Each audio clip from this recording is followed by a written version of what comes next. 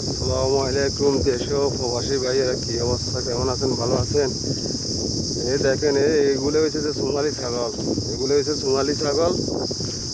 এটা সোমালি থেকে ওমান আসতেছে। ওমান আইয়ে ওমান সালালা আইয়ে ওমান সালালা আসে রে ওমান সালালা নামে জাহাজে করে আসে ওমান সালালা। এখান থেকে ওমানে পুরো ওমানে চলা যায়।